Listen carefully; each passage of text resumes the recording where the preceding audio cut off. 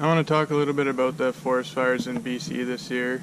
I've spent a ton of time working fires all through my 20s, and it's been very hard for me not to be involved. Traveling around the world has been awesome, but watching the situation back home has been really tough for me, just not to be involved and not helping out. So I just wanted to talk a little bit about it, give my opinions, and just kind of share my experiences with you guys. So I got my start on fires when I was 18 in 2003. The barrier fire was going that year. It was a pretty big deal, interface fire.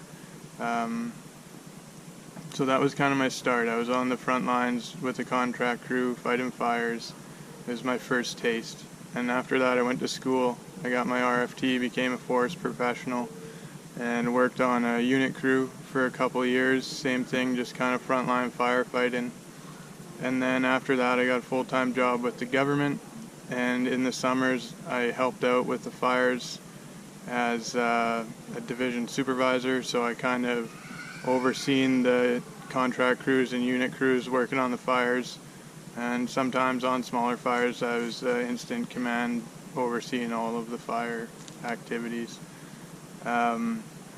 I also worked in fuel management, where we were trying to get communities involved in fireproofing the community, just kind of removing fuel loading from around residential areas and things like that. And that was really interesting. I'll talk more about that later.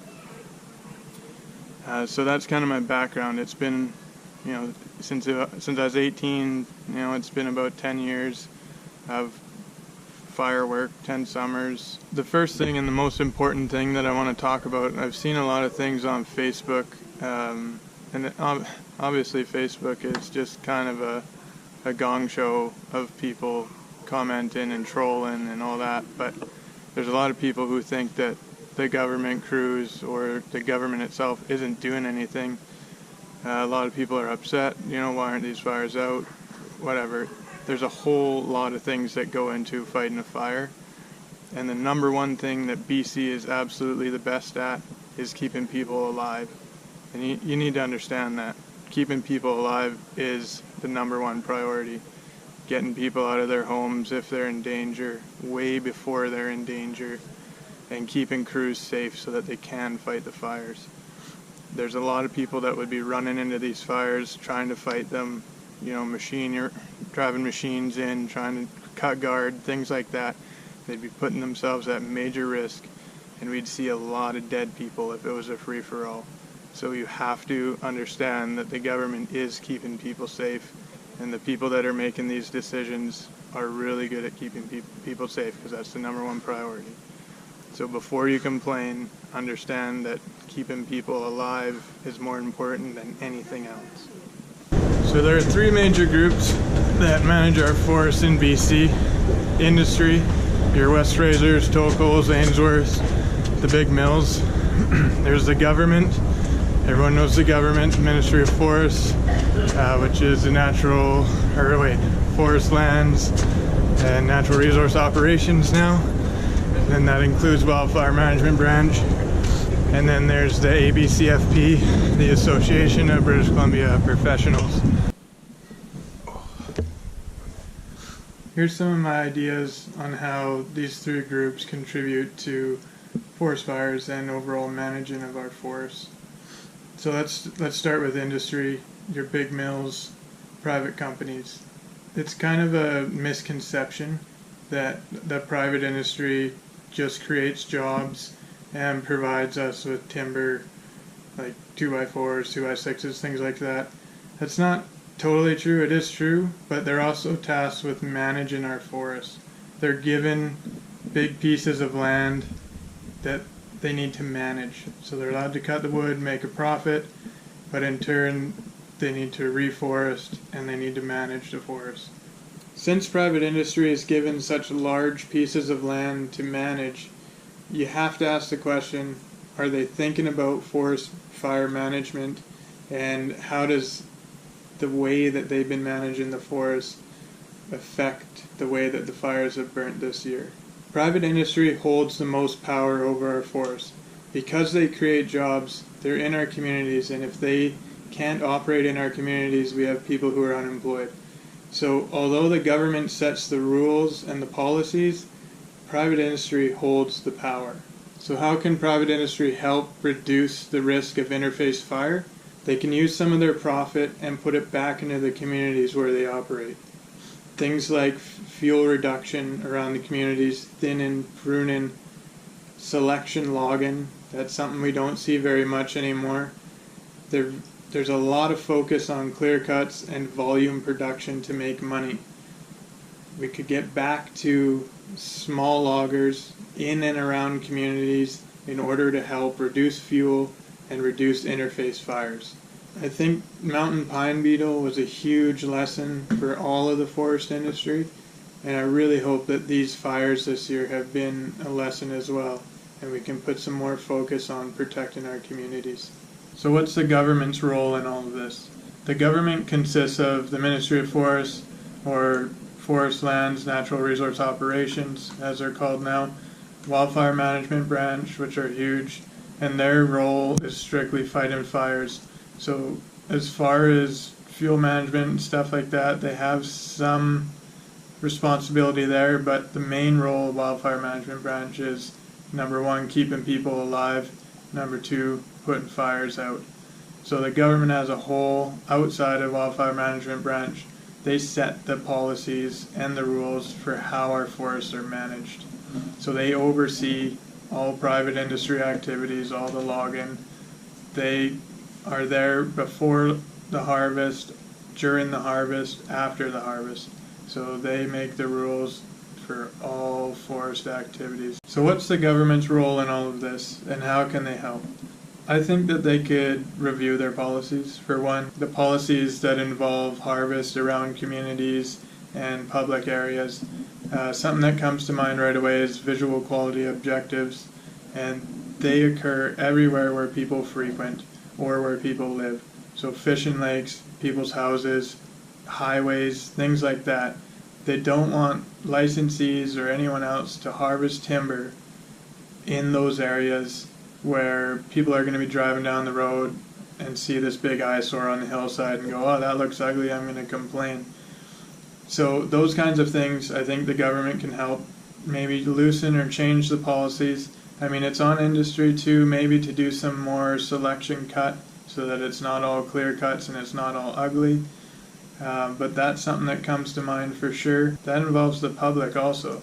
They need to understand that in order to remove these fuels so that we don't get fires like this, you're going to have an ugly cut block once in a while. With visual quality objectives and those areas not being managed at all, there's huge fuel loading. So anywhere where people go or frequent is also places where fire behavior can be very extreme due to major fuel loading on the ground. The government has been active in trying to mitigate interface fires. In 2010, I was reassigned to the Kamloops Fire Center, and I worked in fuel management. And in that program, it was my job to contact all the communities within the Kamloops Fire Center and talk to them about fuel management around their communities. Now there was a government entity called UBCM. I can't remember exactly who they were or what that acronym stands for, but they were paying out 75% of the cost to do fuel management work around communities, and then the local governments had to come up with 25% of the cost. So it was a great opportunity for a lot of communities to do some work for a cheap price, and it was a really good initiative. This program was BC-wide, so every single community in BC should have heard from somebody like myself about the program and how to get involved and get going on some work. In this program, I personally met with a ton of local leaders in tons of different communities trying to push the program, trying to get them to do fuel management work. Some of them were on board, some of them could do the work, and some did. Some couldn't afford it, and others just wasted my time or didn't return my calls.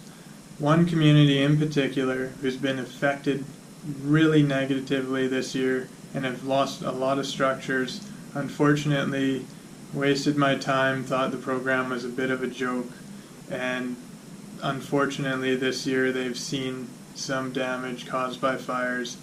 Now, had that community and that leader got on board, maybe we wouldn't have lost structures, I don't know, but it just goes to show how you're putting, with this program, they put the decision in the wrong people's hands.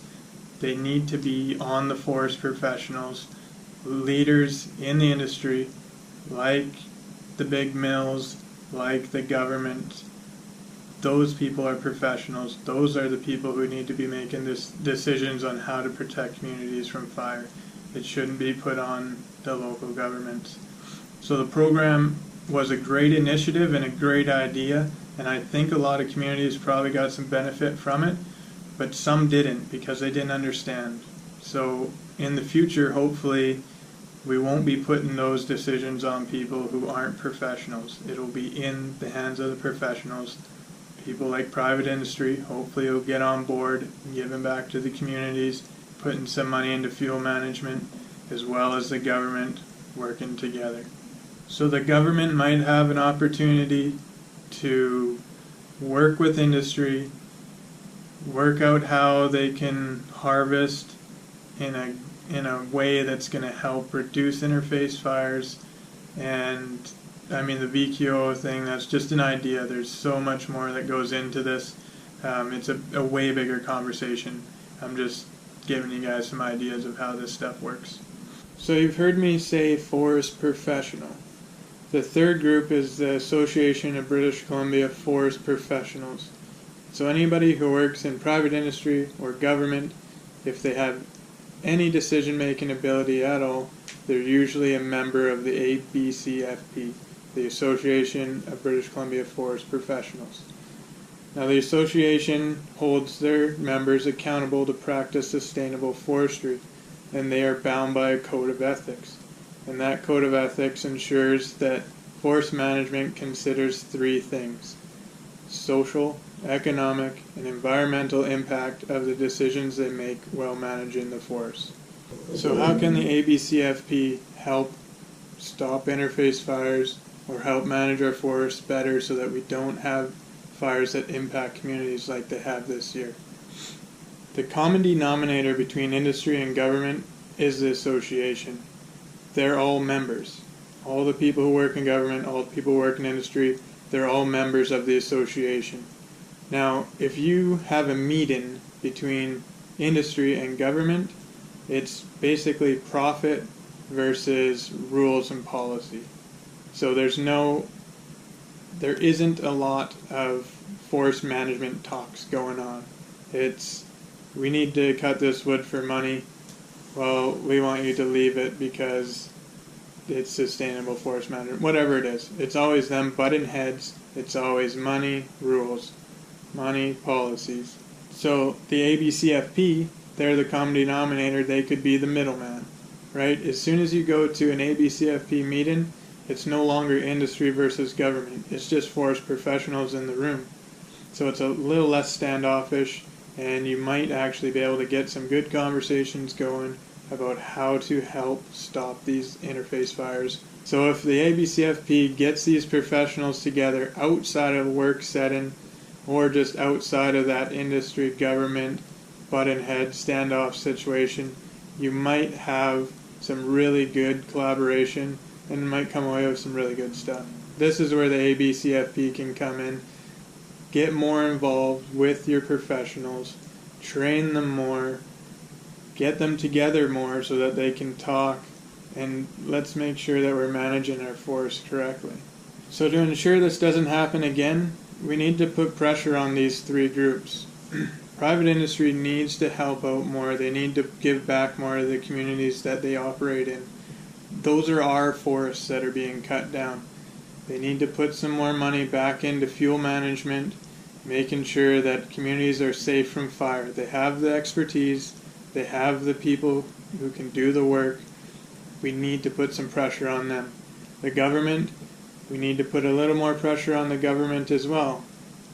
They need to make sure that their rules and policies aren't affecting communities and that works can be done in and around communities easily so that we can protect them from fires in the future. And that, I mean, you've seen it this year, right? It's not just the immediate vicinity of the communities. Fires burn hot, they burn fast, and they travel a long ways. So that doesn't just include, a half a kilometer radius around the community. That's a critical part, but it also includes further out, 1 kilometer, 2 kilometers, 3 kilometer. What's the plan? How do we reduce fuels there? And, and some of it might be you're going to have a cut block in your backyard. You're going to have a mountainside that doesn't look that great. But if that's going to protect communities, then that's what it's got to be. The ABCFP, they need to be involved. They have to be involved. Their professionals are the ones making the decisions. We need to get on the same page, whether you're an industry professional, a government professional, or you work on your own as a contractor. The ABCFP, get involved, get people on the same page, get people talking. So going forward, it's up to these 3 groups. They're the ones who hold the power over managing our forests. And that's what it is. Okay? It's not just the fires, it's the fuel loading. The forest is a big matchstick. It wasn't something that just happened overnight. It's a ticking time bomb. All of this stuff that happened, all these fires that went off, ticking time bomb, it was there, it was ready to burn. So I know there's been a lot of negative impacts on people this summer, but there are some positives. The fuel loading is burnt, so you're not going to see this magnitude of fire again for a long time. And the second thing is that this gives industry, government, and the ABCFP a chance to come together and make sure it doesn't happen again, to figure out what happened, why this went down, and to stop it, or at least manage it better in the future. So I just wanted to talk a little bit about the forest fires in BC this year. It was hard for me not being home, not being able to help out. I love firefighting, I love being involved, and this year there were a ton of fires and a lot of negative effects on friends and family, so it was very tough just to watch from afar, not be involved helping out. So I just wanted to give some ideas on maybe what's happening, maybe why this occurred, who can help, and again, these are just some of my thoughts and opinions. If you disagree or you have a comment or you want to drop some knowledge, just put it down below in the comments.